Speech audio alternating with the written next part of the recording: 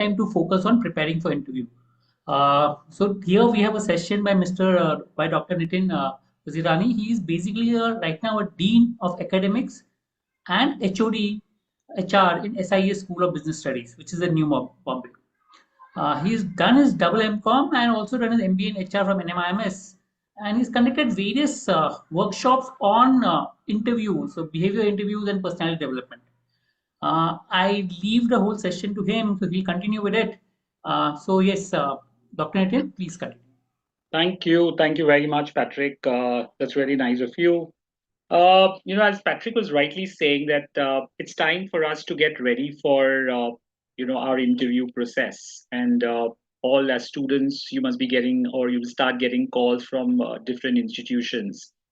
And everybody is now gearing up to get one thing, and that's how do I crack the interviews? So, let's try to take this discussion for about 20 minutes and, 5-10 minutes, we can have certain question answers. But the entire focus that we're going to do right now is to understand that, what exactly is an interview, what goes in an interview, uh, what kinds of interviews today are being there, different methods that organizations or the institutes have to get the candidates on board, so methods of interviews. And we also will try to understand that how do you actually face certain interview questions, because these questions are very, very critical, very important. So do's and don'ts in the interview. The moment we talk about interview, people normally get scared. That's the first thing that people get scared about. In fact, students start getting worried. I have to face my interview. What do I do? I know I have to be ready for the interview. My dressing sense, my communication, all of those are important. But try to understand that interview is nothing but a dialogue. It's a dialogue between either two individuals or one and two or one and three people sitting together and trying to understand each other's perspective. When I'm saying each other's perspective, I'm saying that as an interviewee, you also are trying to understand about the institution. And the institution panel members are trying to understand more about you. So, in simple words, it is nothing but a discussion or a dialogue to assess whether you are the right person, the fit person into that program or the position that an institution is looking out for. So basically, what does an interview give you? In simple words, an interview probably gives you a platform to showcase your talent, who you are. I'm Nitin Vazirani. So when I'm going to face my interview, I get 10 minutes, I get 15 minutes, or I get 20 minutes to discuss about my skills, my competencies, what am I good at, how do I showcase that? That's an important skill or a competency in an interview. When we go through the entire process of management, I still remember in NMIMS, we used to always have different methods or the different process or different rounds of interview. We used to always look at one interview which was very, very interesting by many of the professors used to be conducting over there, were called as behavioral interviews. Now, ultimately, in any interview discussion, the objective of the company or the institution is trying to figure out your communication, your analytical thinking, your leadership skills, or it could just be a general knowledge. So I am not only looking at your knowledge on a particular subject, whether it's finance, whether it's HR, marketing, or operations, but I'm also trying to figure out that are you the right candidate for me into the management program. So we look at number of competencies or number of skill sets that's there defined by the institution. So it becomes very delicate question that what do I do? What exactly do I need to do in an interview? Before we actually dwell into that, what do I do? Let's also try to understand that what kinds of interviewers are typically there when you go into an institution and you face an interview. You must have seen or you must have heard by many people saying that, oh, I had a stress interview. It was very challenging. My interview did not really give me a chance to speak or to express. So these interviewers or this interview is typically done so that they try to understand your presence of mind at that point of time. Remember, in organizations, when you're working in different positions, different roles, you will definitely undergo a lot of challenges, a lot of stress, and an interviewer is trying to understand from you, can you handle those challenges, can you handle those stress? So it will bombard you with number of questions. And what do? I need to be calm, I need to relax, and I need to tell myself that, well, I know and I'll be able to answer. So at the back of the mind, you are aware that it's a stress interview, but you also should be guarded very clearly that this is the process. This is something which an interviewer is going to definitely get into and ask. Sometimes the interviewers are very casual, very natural, and we call these as a friendly interviewer. These interviewers are interviewers who will make you feel very comfortable, make you feel very calm. They will have a lovely smile on their faces, and you tend to get very relaxed and you become informal. Be guarded, because it should not be that when an interviewer is trying to be smiling or being informal, you also start getting into that zone. So just try to understand that, well, the interviewer is friendly, but you need to also be having that kind of a formal approach in that interview. There could be times where you will have a panel of interviewers, and there could be one question, the second question, the third question, the fourth question, and these are typically called the rapid fire interviewers, because their objective is also to stress you, but also to see how good are you in answering different questions in a short span of time. So that's again an interview that typically we see very common. uh, we also have sometimes interviewers who are very silently observing you. They don't speak much. They will not talk much, but they will be asking one or two questions. And while the other interviewers are there, these people are observing you. So typically, you tend to look at those interviewers who are very silent, because your eyes are looking at the interviewer who's asking you, but you automatically are looking at those people who are being very silent. So you have these people who are going to be observing you. What do I need to do? Be natural, be who you are. Do not try to do over things. Your expressions, your body language is something which is an important part in an interview. The next interview that I just mentioned to you is called the behavioral interview. Now, in many of the institutes, they are just not looking at content of an individual. They will not just generally ask you about the world, the economy. They will not only ask you about how are you managing the different subjects or your knowledge about different areas. Sometimes the interviewer or the institution also wants to understand what kind of competencies do you have and where have you demonstrated that. Let's take a simple example. If I write in my CV, I have worked as a team leader.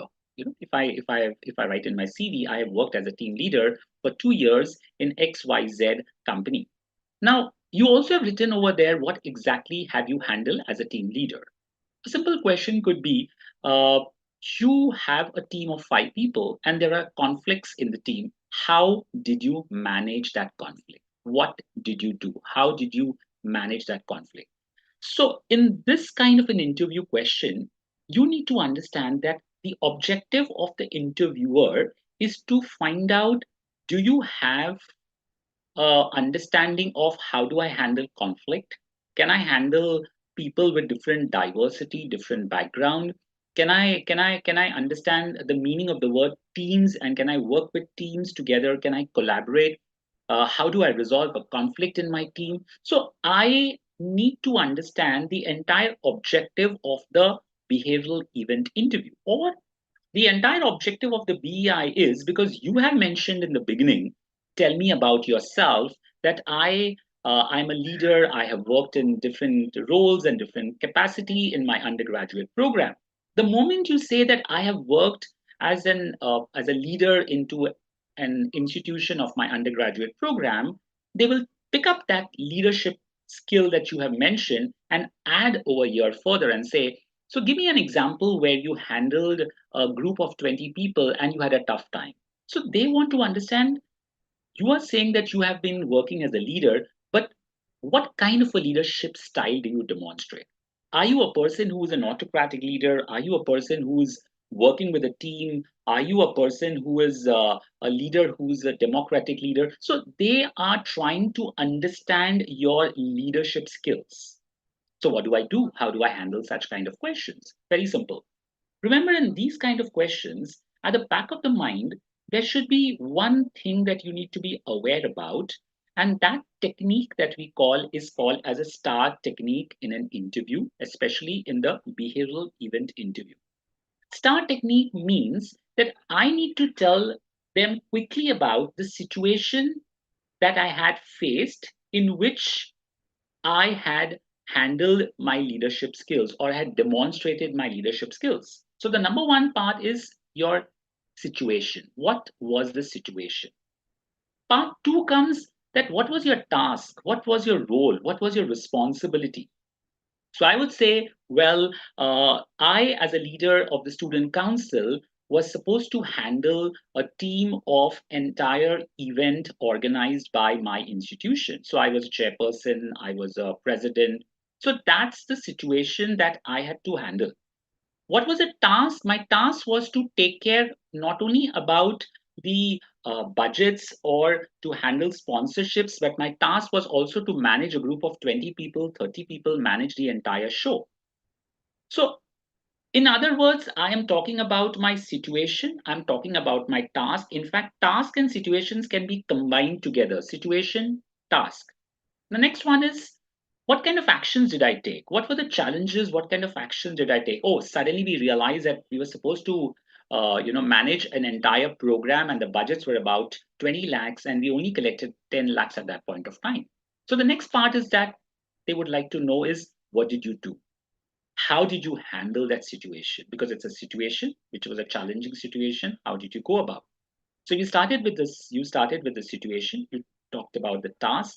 Then, somewhere or the other, you also need to be very clear about the final results. So, STAR technique tells you that there is a situation, there was a task which was given to you, there was something which you did, what actions did I take, how did I manage, how did I go about, and finally, what were the results that I achieved. So, in simple language, what we are saying is STAR technique is a technique which can be actually followed in any example that you're giving at the back of your mind. It could be as simple as that, how have you been taking care of your roles and responsibility as a leader? How have you been managing a team of 20 people when you had to face certain important, tough clients? What are you doing? How are you managing? So, these kind of interviews definitely require a little more attention about certain areas or certain competencies that you want to highlight on. I'm not really going to focus more on questions which are going to be a general knowledge questions or questions which are going to be a deep down questions about different courses that you have done, different programs that you have enrolled for. All those questions are definitely important, but I'm also trying to focus on certain questions that probably we think they are not so important, but become very critical, especially when you're going in for an MBA program or an interview. Because in my institution, SIES School of Business Studies, which is an institution in New Bombay, and we really spend a lot of time when we are conducting interviews. SIS School of Business Studies is from the SIS College of Management Studies. We were a part of SIS College of Management Studies, but we have now become our own PGDBM program. So it's called SIS School of Business Studies. It's a 27 years old PGDM program. Now, in this kind of interviews, when we take our candidates, we ask multiple questions and we try to typically ask one or two BI questions so that we try to gauge more about the candidates. Let's try to also look at a very important part in an interview. And that important part is be ready about knowing yourself, who you are. And when I say who you are, though I know about my strengths, I know about my areas of improvement, I need to do a little bit more research about certain things that I feel I know about myself 100%. So, your strengths, my areas of improvement, what have been my achievement goals, what have I done. So knowing yourself is very, very important. So number one, be ready about tell me about yourself. And when you say tell me about yourself, be ready for understanding more about yourself in detail. Questions that typically have been asked, which starts with tell me about yourself, and people always question me, or they always discuss, do I need to talk about my family? Do I need to talk only about me as an individual? What should I speak? What should I not speak? And there are different schools of thought onto this question. I strongly believe that if somebody is going to ask you, tell me about yourself, there are three ingredients which goes into this question, and it's called PPP. Number first P stands for personal, something more about me. Who am I? What's something that I feel about myself is later. But who am I? My graduation, my post graduation, my doctorate, something more about me. Now, in this personal question, I always have strongly believed that if there's something that you are going to talk about your family and you're proud of, please mention. Though there's a school of thought which says no, you shouldn't talk about your family, you shouldn't talk about your people whom you know. I personally feel family you can definitely speak about, and there is no harm if somebody is going to speak about his or her family members. The second part, or the second P in an interview, is more about your profession. If you have done some courses, if you have done some professional certifications, or you have a work experience, please do speak about it, because that's very, very important. So number one is your personal. Number two is your profession. The third P is again an important element which talks about your passion. I'm very passionate about, learning new things. I'm very passionate about playing cricket. I'm very passionate about football. I'm a passionate reader. I'm an voracious reader. So when you are talking about your passion, I want to know what exactly do you do, and what actually have you learned from each of these. I love trekking. So when you actually say I love trekking, you can actually relate the word trekking and try to understand and correlate it when you are talking about yourself. So in trekking, what are the skills that you have demonstrated? What have you learned? So somewhere or the other, try to connect the dots.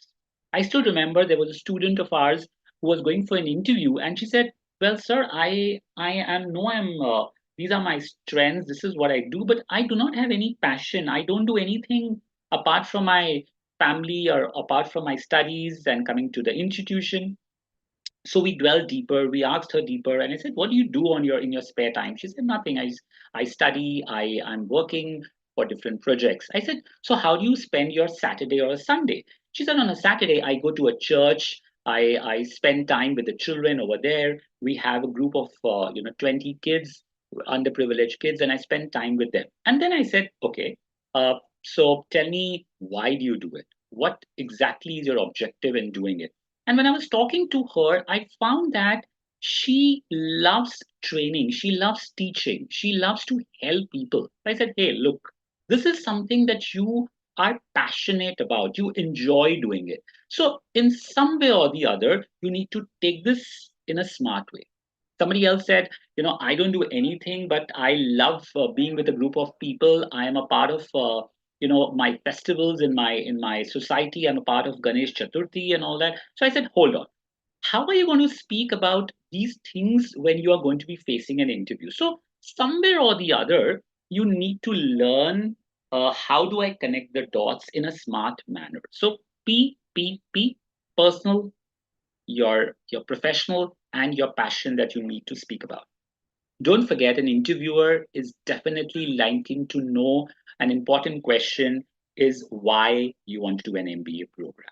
Because all said and done, they want to understand that you are doing an MBA program. Are you sure? Are you ready for it? Or you are just applied for an MBA program. So they definitely want to know, why are you doing an MBA program? And at that point of time, it's important for you to connect your career goals and what the institution is offering, the program is offering too. So connect the dots very well. Don't forget that they may ask you your strengths, so highlight your strengths. And their typical question that they ask you is, tell me, how do you look at yourself 5 years down the line? because this question is important for you to answer. How am I looking at myself? So if I say I want to be an entrepreneur, uh, have you thought about what entrepreneurship venture do you want to start? Or if you want to say that I have decided to get into a finance role, have you started working on that? There are times where an interviewer may ask you that, what specialization have you decided? And somebody says, well, sir, at this point of time, I don't even know what specialization is going to be suiting me. Now, do I answer that in that particular manner? And the answer is try not to, because it it talks about, have you done your homework? To what extent have you done your homework? So say, well, I'm looking at finance as my specialization at this point of time because my undergraduate program has been in finance, but marketing has also been appealing to me, and why? And also try to mention that when I'm going to complete my first year or going to start my journey in the first trimester, I'm sure I'll be able to discover more about myself and more about my liking into a particular specialization. So be honest. It's important for you to be honest at that point of time. Typically, also, a next question that they always ask you is, why do you want to join this MBA program, and why should we, give you this seat? Because this is a very important question that an interviewer is going to ask you, or it could be as simple as that. If they are talking about 5 candidates or 10 candidates, they could ask you a simple question. If we had to select amongst 20 people, why do I select you only? Please do not compare yourself with anyone. Do not say that, this person is not really good, or I know somebody who's not really good in that. Highlight your strengths, highlight who you are. So at this point of time, learn the art of selling you as a product, because it's very important for you to, work on those areas and things that you need to understand. Let's come to an interesting question, which I personally have seen many of the institutes asking questions on. You have a gap of 3 years or 4 years in the undergraduate program. So you completed your undergraduate program in 2020, and now it's 2025 or 2026. It's a huge gap. Are you having that experience of 4 5 years, which is the right fit? So typically, sometimes an interviewer wants to know, in these 3 years or 2 years, what kind of jobs have you shifted, why you have shifted now to an MBA program, why do you want to do an MBA program right now? So I think this is a very important question that is being asked, and they are trying to see whether you will be able to work and collaborate with different diverse group of people when you are joining the institution. So you have to understand and look at yourself. So as I mentioned to you, sometimes the question could be as simple as, we don't think you're the right fit. Now, it's actually a stress interview question. We don't think that you're a right fit. Now, do not get defensive, and you do not start saying that, well, I think I've done my homework very well and I'm really good enough. Give a smiling face and said, sir, I strongly feel that I have those required set of competencies or the skill sets. And again, try to highlight your strengths, which you are good at. So as I mentioned to you, avoid certain comparisons. Do not try to compare yourself with anybody. Okay, so that's one.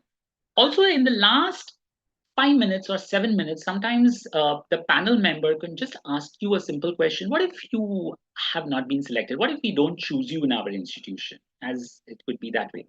Now, the best answer is smiling, in a smiling face, and look at the person over there and said that I have performed very well and I'm very confident about that I've been selected. But in case if I'm not selected, you have to be very ready with your plan B. Is it a right approach to speak about your plan B? I personally feel yes. Number one, just relax, show your resilience. At that point of time, don't be upset, don't get worried. When they say that, what if we don't select you, don't get nervous, because these are standard questions that somebody is going to ask you, and it's very very common that people will try to put you into a situation where you feel uncomfortable. So do not get nervous, do not worry about anything. Just speak up what you feel comfortable at that point of time. Now, there are times where people say that, should I say that if I'm not being selected, I'll come back again to your institution and I'll apply next year? Well, it sounds real nice. but the interviewer also knows it's not going to be, and it's not going to be always. But yes, there are candidates in my institution where they did not get in a particular year, and they have come back in the second year, and they've actually said that I tried last year and I did not get in your campus, and I've tried again this particular year. So yes, there are times where you can actually say, or you actually are going to the institution for the second time, you definitely can speak. However, also note that some people perceive that when you say that I have been into your institution, this is my second time, there's a question mark that why was he not selected? What was the reason that probably he was not being selected? So people have different patterns of looking or observing or perceiving an interviewer, an interviewee. All what I want to try to say that do not get nervous and do not get worried about the word interview, because interviewer is just trying to understand what you know. He's not trying to understand what you do not know, because many a times we feel that an interviewer is trying to ask me questions and I won't be able to answer, or what if I am not in a position to answer? The moment I start thinking about that, I would never ever be comfortable in an interview. So be natural, be as you are. I'm not talking about certain things like be formal or wear formal clothes or your body language. I think those are also very important when you're facing the interview. But what I'm trying to also give you certain tips on, that when you are facing an interview, at the back of the mind, always go with a positive thought. And the positive thought is that you would be selected. Remember that an interview is a dialogue, it's a discussion to know more about you. As an interviewer, I want to know you as an individual. I want to know what am I getting, or what kind of a candidate am I getting into my institution. Is he the right fit for my institution? Will he be able to gel in my institutional culture? Will he be able to work with a diverse group of members that I have? What will he bring onto the table? So as an interviewer, as an institution, the institution is trying to go deeper and deeper and trying to understand more about you. And when you start speaking about yourself in a very natural way, about your strengths, about your passion, about something that you love, and what exactly are you going to bring onto the institution, that's where I said, hey, I like the candidate. I would love to, get that person in my institution. So I think we have taken about 22 minutes on what is an interview, why do I what do I do in an interview, certain kind of questions which are dicey questions which you should be ready to. I also sometimes believe that if there are questions which you are not very comfortable and somebody is trying to put you in a different zone, just be naturally saying that, well, I come from a different school of thought, or I come from a school of thought where I believe strongly that this is right or this has to be done in this particular manner. Do not get defensive. Do not try to argue, but at the same point of time, ensure that you are being assertive. When I say being assertive, you have to express who you are. And most importantly, is always have a smiling face, naturally expressing.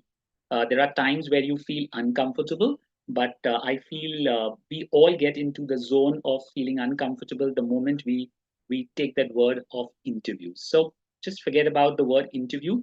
Remember, it's a dialogue, it's a discussion, and the interviewer is just trying to know more about you as an individual. As I mentioned to you, at SIES School of Business Studies, which is one of the top B schools in Mumbai, we strongly believe in developing students in interview process when they go to the campus, when they go to the companies. Our placement records have shown remarkable improvements year after year, and you'll be surprised that many of the companies are repetitively coming to our campuses on one reason, because they feel that our students' attitude, their knowledge, and the way we have developed the students into the right kind of the work has really impressed many of the companies, and that's the reason why they have been coming to our campuses every year. I wish you all the best, and I'm looking forward for you to get selected in the best and the best of the institutions. Don't forget, SIES School of Business Studies comes under one of the best institutions to be in. I'm open to questions if there are any questions, or if there are any people who have been wanting to get certain questions from your end. Yes. Yeah. Any questions? Any questions that you have, or anything that you probably would like to ask me? Okay, Rochelle, no problem. I think that's okay. But I wish you all the best, and I'm sure all of you will do amazingly very well. And once again, looking forward that you come to SIE School of Business Studies, where you definitely will not only learn and develop new skills, but you're also definitely going to be working with the professionals and the best industry professionals that you can ever experience. Thank you.